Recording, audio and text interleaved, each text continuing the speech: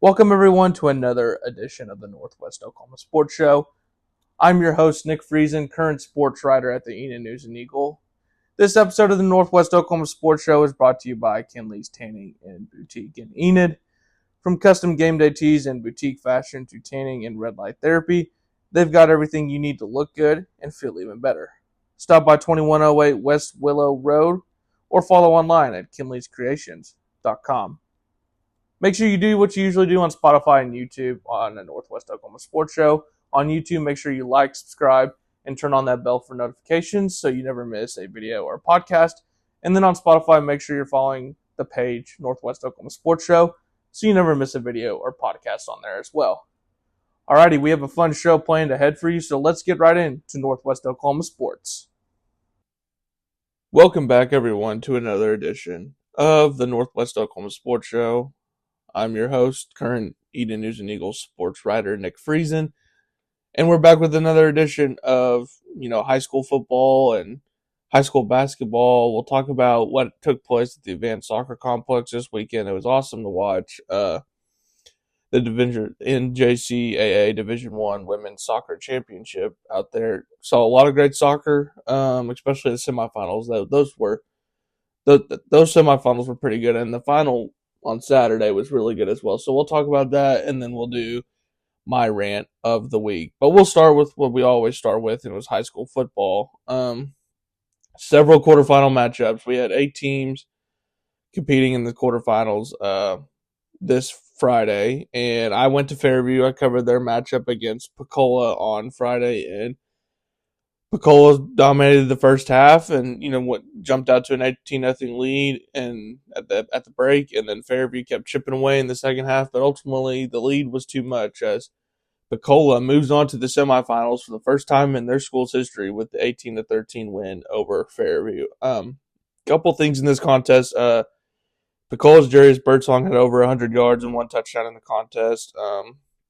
Shout out Pensacola. I think he's the linebacker, either a linebacker or secondary man. But shout out to Pencola's Logan Dunnigan.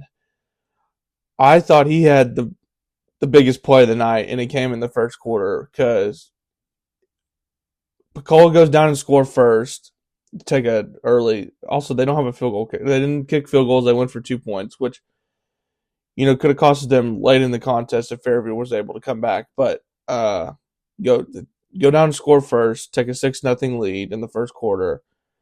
Fairview's driving on their ensuing drive, and then they get down inside the Pensacola 20-yard line, and then A. Nightingale throws an interception to Dunnigan, and he takes it back for an 80-yard touchdown to set up a 12-0 lead for Pensacola. I thought that was the biggest play of the night just because of the momentum shift it gave Pensacola for the rest of the night, because I think it gave them a confidence boost. After that, okay, we can create some turnovers, we can create some momentum plays, and I think they had belief.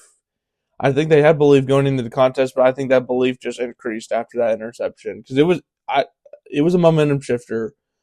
Definitely on the Fairview sidelines and the Fairview crowd and everything, because they just went silent and everything. But after that, 12-0, and then later in the second quarter, their quarterback Jazeer Posey gets a 1-yard touchdown run to take an 18-0 lead at the break. Really, in the second half, well, we'll stay with the first half. I thought Fairview was driving on offense throughout the game. I really did. The problem was they just had a penalty here, a sack, a Pensacola sack here, a Pensacola, turnover on downs here. Pensacola, they would run the Fairview would run the ball, and they would get go back 2 yards or go back 4 yards or whatever. It was just one of those plays, and that one play kind of derailed the Fairview drive for that offensive drive in the contest. And credit Pencola's defense in the first half, pitching a shutout against the running game of Fairview and the passing game of Fairview and everything. But Fairview in the second half, I thought, when they went down and scored to make it 18-7 in the third quarter, after holding Pensacola on their first offensive possession, they go right back out. They go right down and score with Nightingale finding Haddon Miller for a 10-yard touchdown. Shout out Haddon Miller, too, the wide receiver. He had over 100 yards and a touchdown in the contest for Fairview, so he was dynamic. And even Nightingale, he had, let's see here. He had a passing touchdown, and I think he had a rushing touchdown as well. So he had 2 total touchdowns on the night. So Nightingale and Miller, outside of the Nightingale interception, they did their job and they were pretty good for the most part of the contest. So they'd go down and drive and score to cut the lead to 18-7. Both offenses go silent for the rest of the quarter, and then Yellow Jackets get on the board first with Nightingale. He picked up over 40 yards in their first drive in the fourth quarter, 40 yards rushing on that drive with a 1-yard touchdown run to make it 18-13. Pecola then on their next drive goes all the way down to the Fairview 10-yard line, but Fairview turns it over on downs, or turns Pecola over on downs. And so Yellow Jackets take over with the opportunity, and they get to midfield, but then they turn it over on downs. Now, they forced a quick, I think it was either a 3-and-out or 5 plays, 5 plays on offense, and Pecola had to punt. But then after that, I think Fairview only had like 30 or 40 seconds to do something, and then nothing really happened with that. But a couple things here in the contest. Like I said, Pecola dominated throughout the first half with the interception, Jarius Birdsong. I think he had over 100 rushing yards in the first half and a touchdown. He was really the only guy that got going in the running game for them outside of Jasir Posey with a couple big runs on that touchdown drive for them. But Pecola's Logan Dunningen with the big momentum plays, another key of that half from that game. Also, third key, Fairview's defense did shine in the second half. They forced Pecola to turn it over on downs several times in the second half, and they pitched a shutout, something that, if they were going to make the comeback, they were going to have to do is pitch a shutout, and they did exactly that. And I think it was just not enough drives for the offense to score, get cut into that lead, and ultimately overtake that lead against Pecola. But shout out Fairview. They still had a great season. I know back-to-back eliminations in the quarterfinals the past 2 years is not something that they would like to have, but anytime anyone makes it to the quarterfinals in any sort of respective class, it's respectable, and quarterfinals means that you're one of the best 8 teams in your respective class. So, shout out Fairview. I know it wasn't the outcome you wanted, but hopefully, I think when I was looking at the roster, they didn't have many seniors, and most of their skill players are back, so they're going to be good next year once again. So they'll be just fine. But yeah, shout out Pecola. First time in school history, they're going to the semifinals. They face Tonkawa. They have a bye week, so then December 5th they face Tonkawa, so that'll be a fun one. But yeah, Pecola just took control of the first half, and it was enough in the first half to get them the win over Fairview in the quarterfinals of the Class A1 playoffs. So now we're going to talk about the other 7 teams that competed in the playoffs on Friday. So we'll start with Cherokee and Surreal, and Cherokee moves on to the semifinals with the 38-14 win over Surreal. Dawson Schombacher with the touchdown pass in the contest and 2 touchdown runs. Green with a couple, 3 touchdowns in the contest. So Cherokee keeps moving on, and their defense is playing extremely well right now. I think they've only given up 14 points in the playoffs so far. So, and that's a dynamic Surreal offense with coming to the side of some of the athletes that are on there, and the quarterback Nash Harmon's pretty good, and they shut out Surreal, but they tamed them for the most part on offense. So Cherokee moves on to the semifinals. They'll face Sealing, who won 50-0 over Coyle. Timberlake gets the much-needed big win in the quarterfinals over Mod, 70-22. I think Payne Pierce, let me see, 1, 2, 3, 4, 5, 6, 7. He had 7. I just did the meme there, 6, 7, but oh well, whatever. 7 touchdown passes in the contest for Payne Pierce. For Timberlake, that's going to be the main vocal point of the offense. Now with Maverick Judd, he was out this game. We'll see about the rest of the playoffs. I don't know what his injury is. I know it wasn't great. when it did happen in the first round. But you never know. But for if Maverick Judd's out for the rest of the playoffs, this is going to be Peyton Pierce time and Paxton Glenn time and Bodie Thomas and all those other weapons on the outside. Lars Gwynn. Those guys are going to have to step up, and obviously Peyton Pierce has done that with. I think he's at 12 touchdowns now for the playoffs. 12 touchdowns and no interceptions. So that's pretty good. Pretty good for a playoff man, for a playoff quarterback. So shout out Peyton Pierce, helping Timberlake get the big win over Mod in the quarterfinals of the Class C playoffs. They'll take on Medford, who took the 28-18 win over Mountain View Godibo. That was a matchup of two, I would say, top 5 teams in Class C.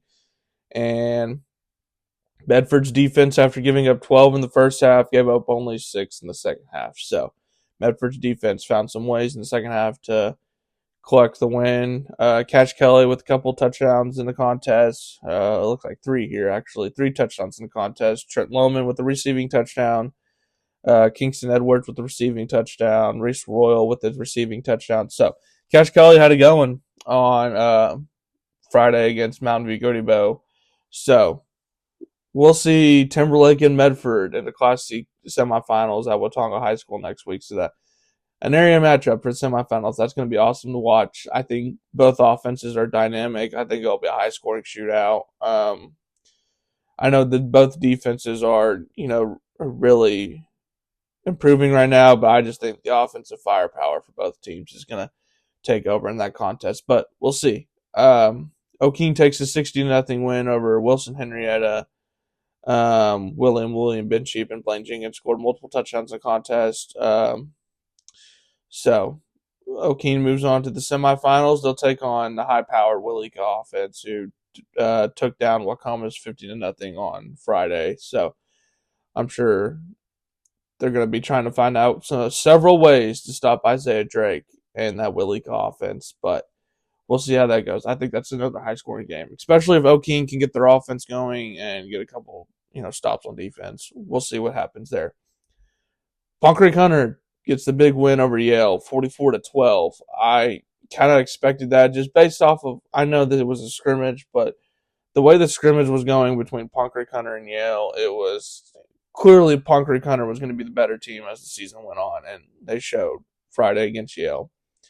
Blaine Teff with a couple, with 3 touchdown runs in the contest. Deacon Cower with a couple touchdowns in the contest. Once again, Pond Creek Hunter gets a rushing game going. 342 yards on the ground, 24 first downs. That's a recipe for success, because that means you're running the ball effectively.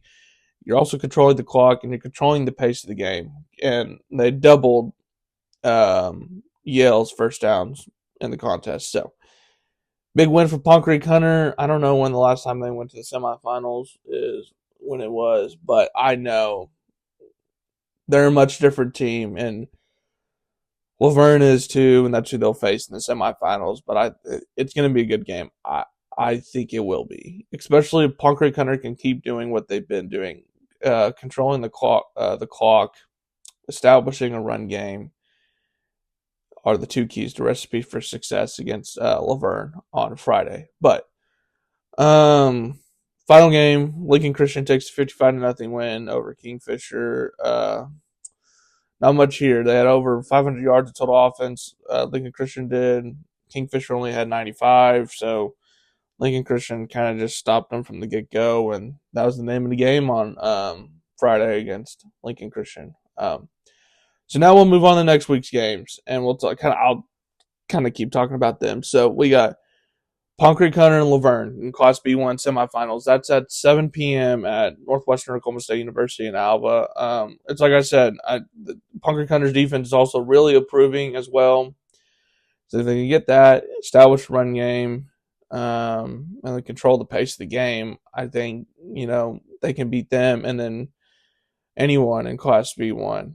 So, I do like Pond Creek Hunter in this matchup, but I mean, I think it's a toss-up, because I know, when I was talking to Tanner Bowman, I think it was the week after Laverne game, It was only, I think it was either 8-0 or 16-8 at halftime of the Laverne game, and then Laverne just took over in the second half. But if they can continue to do what they did in that first half against Laverne in the regular season, they're going to give themselves they're going to give themselves a chance to win on Friday in the fourth quarter. And I think that's what, when you're facing Laverne, Sealing, Walika, you just need to get a shot in the fourth quarter. 1-score game, 3-point game, whatever. But I like what Palm Creek Hunter brings to the table. It's going to be a tough matchup, but if they can just, like I said, control the pace of the game, establish a run game, and the defense can create some fumbles, turnovers, whatever,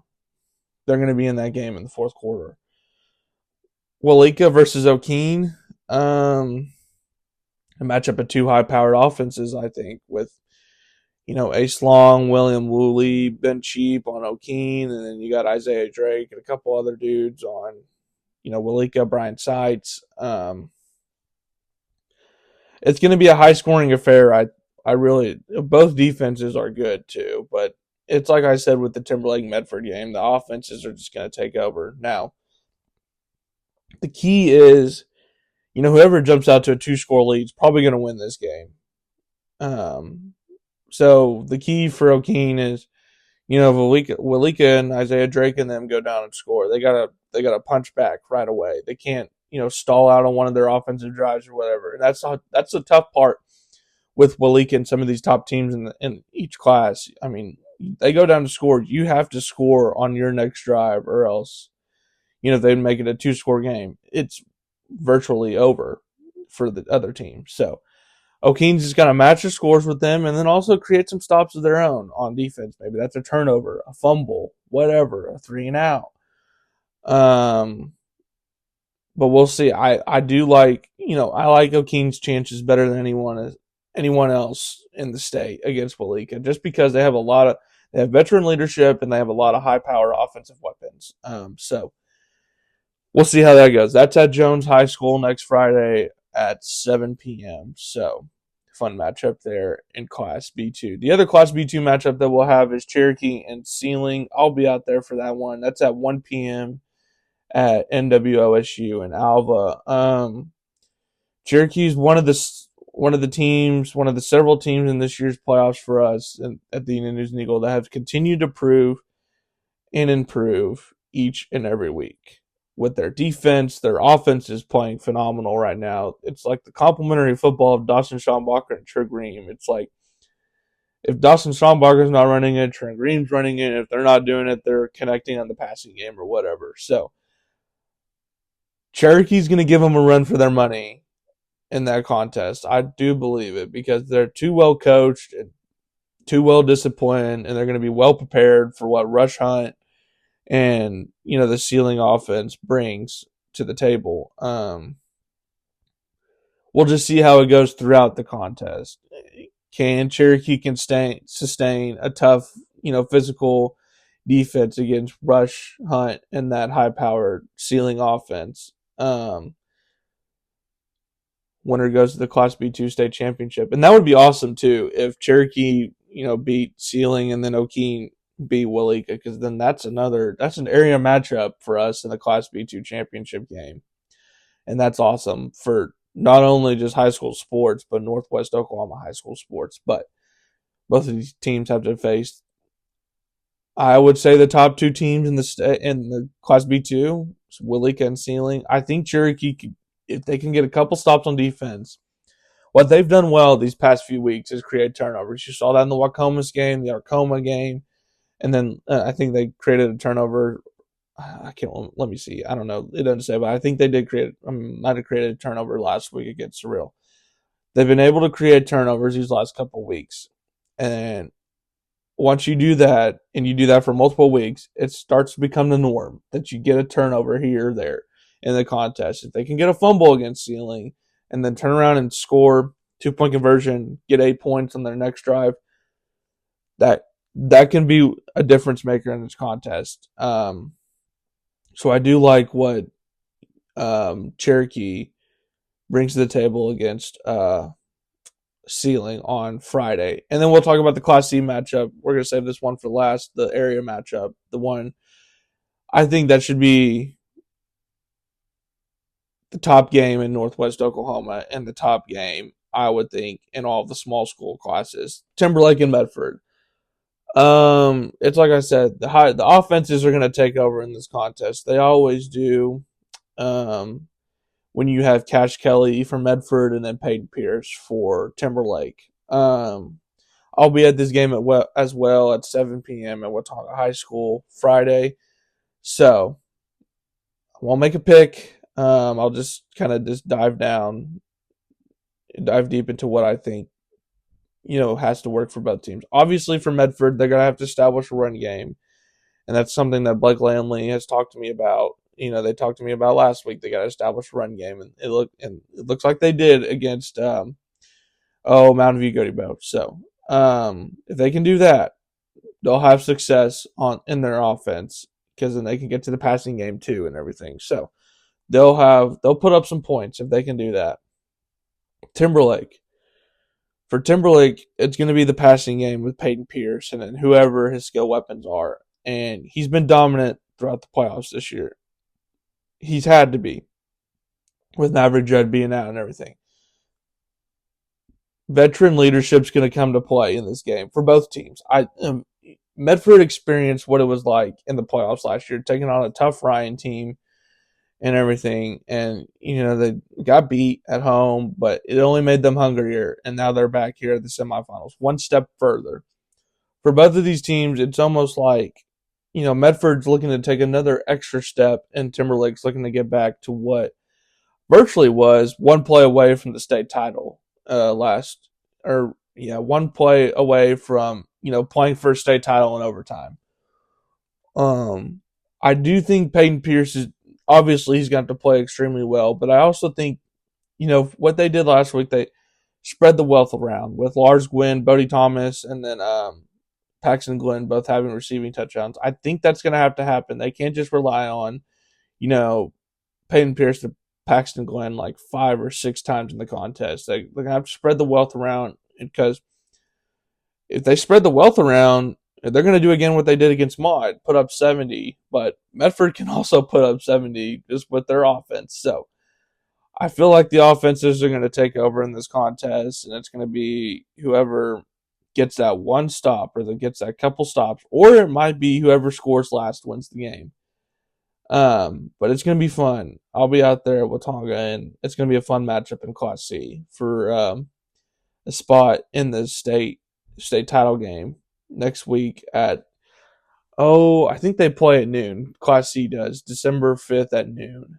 So that's a Friday at noon. So that'll be at UCO as well. So we're guaranteed a state title team for the Enid News and Eagle. That's the 3rd year in a row. Ever since I've started here, I've covered state tournament teams. I covered OBA girls when they won the state title last year. Covered Timberlake last year when they made their run to the Class C, silver ball, but still competed for a state title.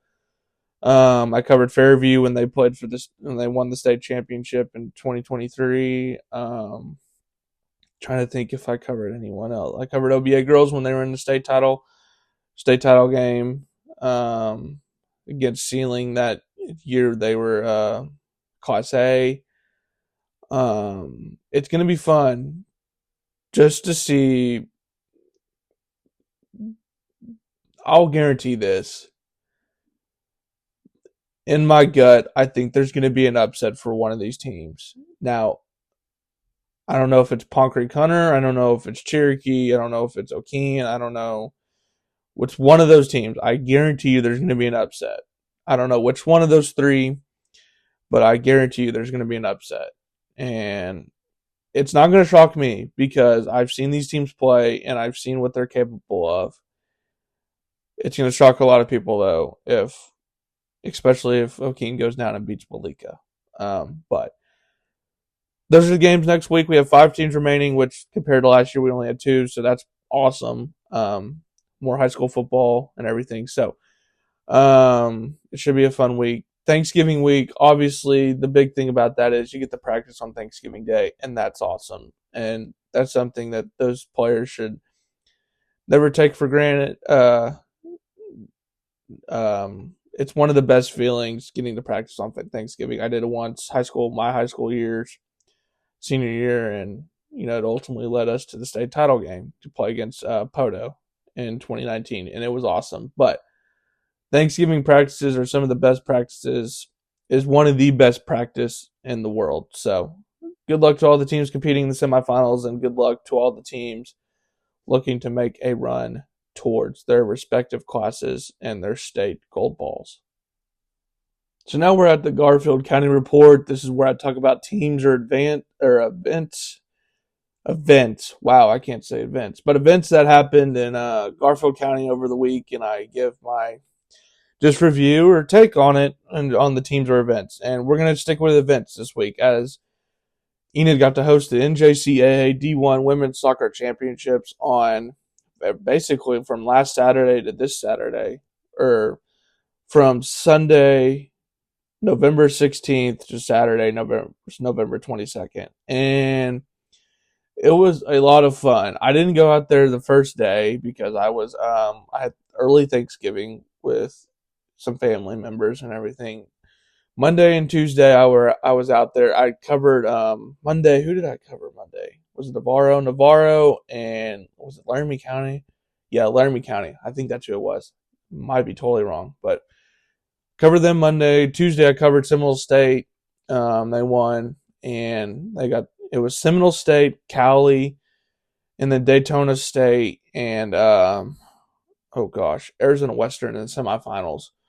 So then Daytona State and Arizona Western both win the respective finals, and they played in the final last night, Saturday, and that was awesome. I kind of expected it to go the overtime. I thought someone was going to get the golden goal in overtime and get the sudden death win in overtime, but we actually went to PKs, and we went to a shootout, and Daytona State took the shootout. Trying to think. Daytona State, they both traded goals, their first shots in the shootout. Arizona Western misses their second shot. Shout out Juliana Trujillo for Daytona State. She's a goalkeeper. She's awesome. She had a couple saves in that shootout. So, and then even like a couple saves in the match as well. I think she finished with 6 saves. I would between 4 to 6 saves. I can't remember, but she was awesome. But then, they go up.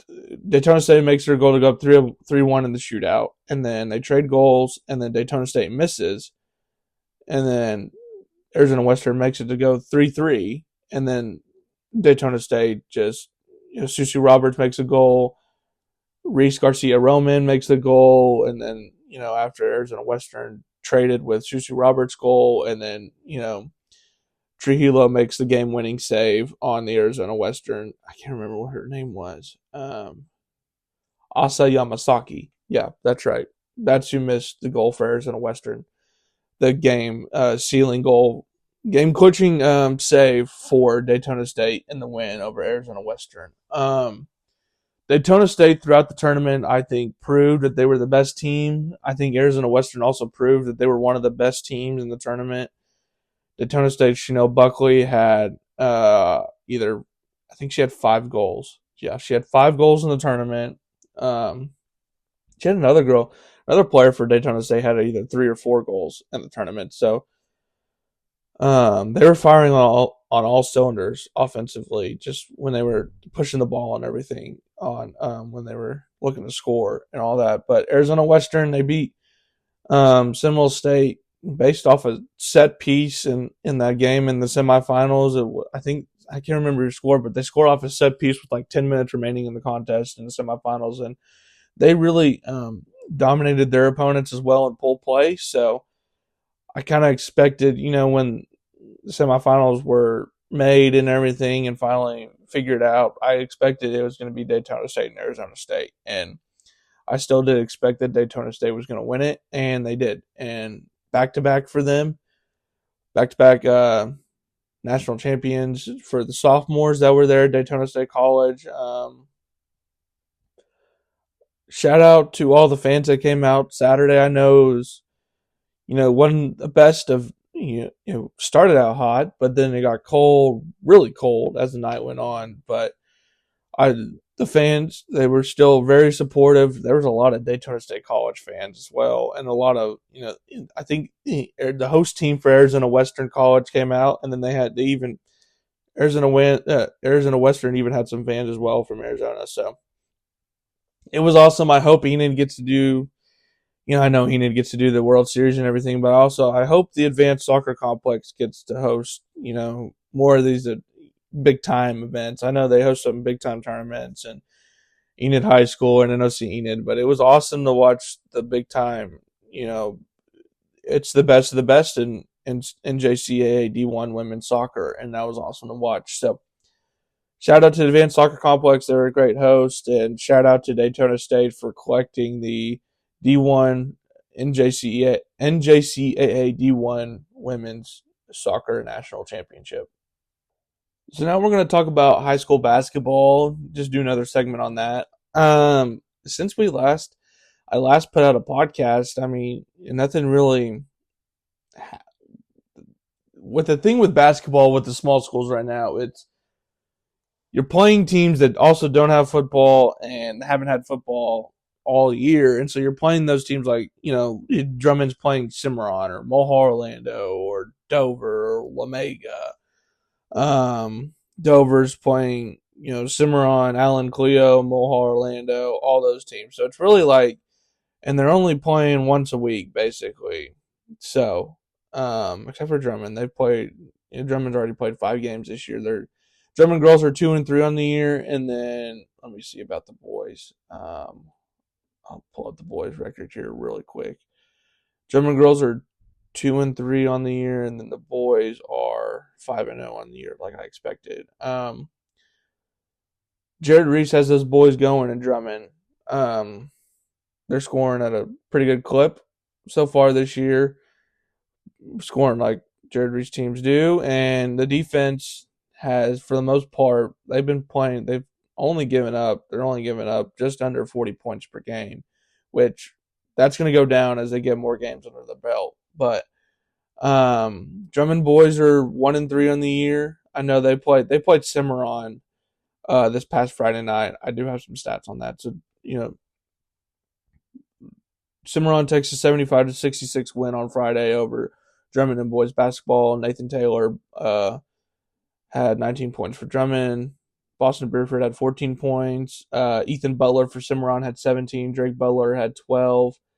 So Cimarron can put up some points when they're capable of, as well. And then DCLA, the DCLA boys are another team to watch out for, and Class B this year. Let me pull up their season stats so far. Just there should be right here somewhere.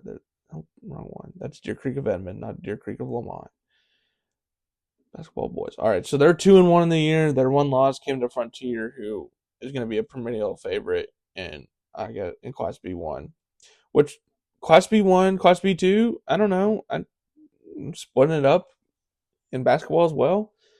Interesting, but we'll see with DCLA. I think, once they get some teams under their belt, it's kind of like last year. They just continue to improve in their offense and defense last year as the season went on, and I think that's going to be the case this year. Drummond, I still think Drummond boys are still going to be pretty good.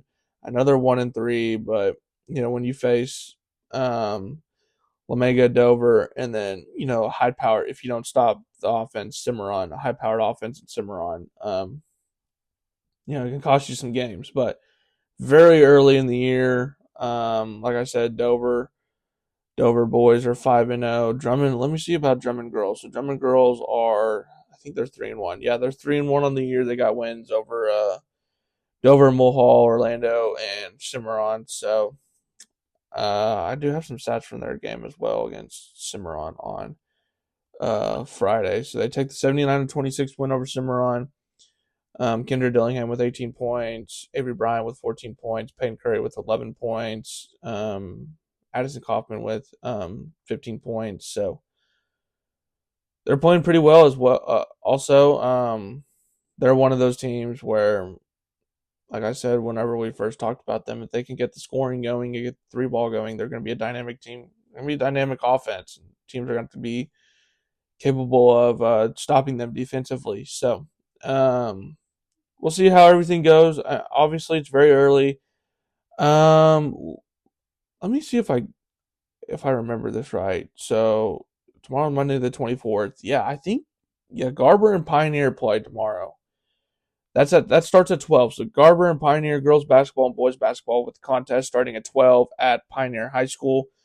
Make sure you go out there and support them. So that will be a big time game just for those. I think that might be the season opener for both teams. I could be wrong. Let me see. Let me see about Garber. I think Garber's played once already this year. Yeah, they played once. They beat Greenwood 64-24. The girls did. And then the boys, they beat Greenwood 63-42. So, that should be a good matchup. Pioneer and Garber. I know that, both of those teams, I think, return most of their starters on both schools and each of their girls and boys teams. So I think it should be a good one. Let me see about Pioneer and see if I don't think they've played anyone since their football season ended last week. Yeah, they haven't played anyone, but they do play tomorrow. So the boys contest for that Pioneer Garber game does start at 1:15. That's the scheduled tip. And the girls haven't played as well. So season opener for Pioneer, game number 2 for Garber. So we'll see. It's very early. Probably won't even start diving into anything until once tournaments begin. Once Enid High School basketball gets rolling, which I think Enid High School starts on December 2nd, if I remember right. Let me see. Basketball girls, yeah, December 2nd they take on Union. So big time matchup right out of the gates for both teams. Yeah, Enid High School. So, we'll see how it goes. Obviously, like I said, it's very early, but that's so far kind of the overview of high school basketball in Northwest Oklahoma. So this is my rant of the week. This is where I pick a topic in the sports world, not really Northwest Oklahoma, and I give my rant or take on it for the week. Let's talk about Lincoln Riley. I have a theory on it now. Lincoln Riley is now 6-13 against ranked opponents at USC. That wasn't the case at OU. Well, somewhat. They did beat Ohio State. That's about it. And then OSU whenever they were ranked. Here's the thing. Lincoln Riley's success at OU was because he's a dynamic play caller. Don't get me wrong. He also had Baker Mayfield, Jalen Hurts, and Kyler Murray and Caleb Williams at the helm at OU. In a Big 12 that was virtually no defense at that time at any school. I could virtually say that no school in the Big 12 at that time played any lick of defense. So he moves on to USC.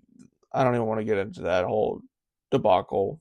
I was at his last game when he coached at OU. I was at that game I was at school at OSU and they got beat, and that was crazy in itself because it was almost like they got beat, eliminated from playoff contention, and the one thing it was like that week, it was also there was rumors that he's going to LSU. And then during that OSU press conference, or that post-game press conference after the OSU loss, he was basically like, I'm not taking the job at LSU. Well, he didn't say USC. He didn't mention, I'm not taking the job at LSU and USC. He should have just said, I'm taking the job at USC.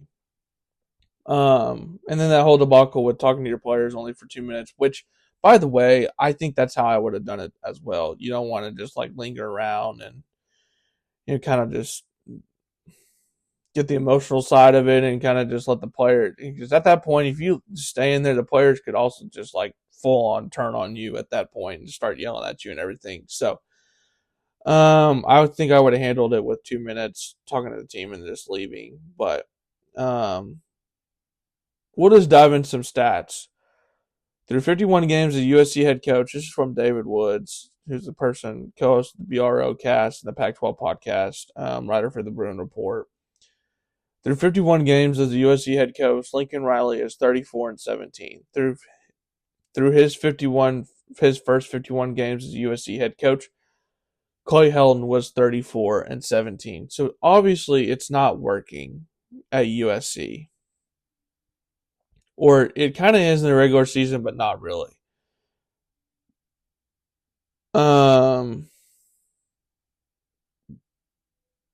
It's bizarre what's transpired because obviously when he left for USC, he took OU's recruits, kind of left OU in a shell of itself, and now we're 4 or 5 years later, OU's virtually going to be in the college football playoff, and USC just got eliminated from the college football playoff with their loss to Oregon. Here's my thing. I think Lincoln Riley's success was obviously the quarterback play, but all of those dudes that he coached at OU somewhat were, virtually the product of Bob Stoops.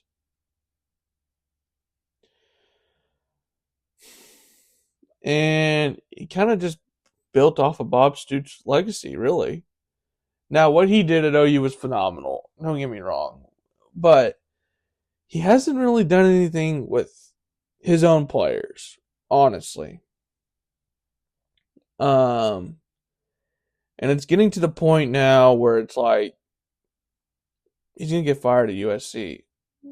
Maybe not. We'll see. But he might. He might get fired. But you take all those recruits, and when you first leave from OU to USC, you still can't win. Come on, Lincoln. You got to be better than that, right? No, because no matter what happens every year, you obviously never have a defense that can compete for a college football playoff. Which, by the way, if OU had any sort of this defense that they have this year with a Lincoln Riley offense, they would have won 2 or 3 national championships. So, but that's my rant of the week. Lincoln Riley can't get it done on the big stage when it matters, and it has shown throughout his time at OU with losses to Georgia in the playoff. That's kind of just boneheaded decisions by him in that game that costed them the game against Georgia.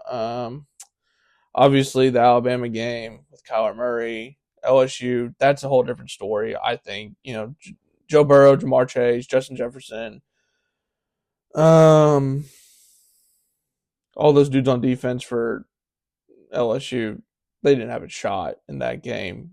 But then it is kind of culminated in that game against OSU where, they could have got it done, but there's some late game miscues and all that stuff, which kind of derailed their chances in, OSU, and then derailed their chances from the playoff, which ultimately I think that's kind of why he left. Was one, he thought once OU was going to move to the SEC, he probably thought they're never going to make the playoff. They're not even ready to compete for the SEC. The daily grind of competing in the SEC. Well, they're competing pretty well right now, Lincoln, and you're stuck in the Big Ten, competing against Ohio States and Oregons, and you're still getting beat by them, and you're not going to compete for a national championship. Every time you get close, which that's Lincoln Riley's favorite word, is close. We're so close to being a good football team. We're so close to being pretty good defense. We're just so close to being a pretty good football team. Close ain't going to cut it at all. They got close in the Pac-12 championship game a couple years ago, but they ultimately failed because Utah was a much better team. I don't know if you can hear the train, but that was the train just right then in Enid. So there you go. There's the train. I don't know if you can hear that, but yeah, there you go.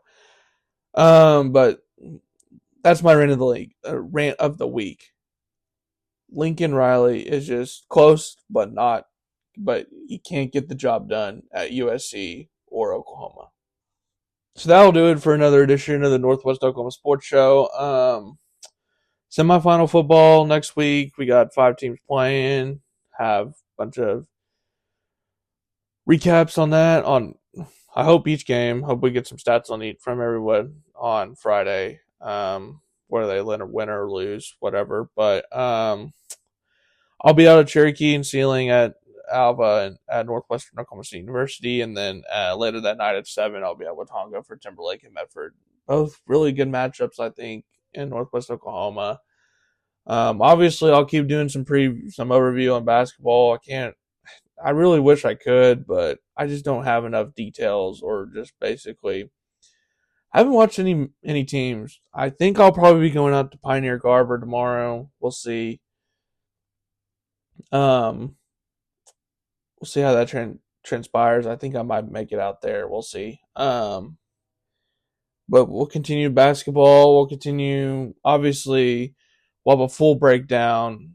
Whoever makes it to that Class C state title game, either Medford or Timberlake, I'll probably put the interview on here with the coach before the state title game that Friday.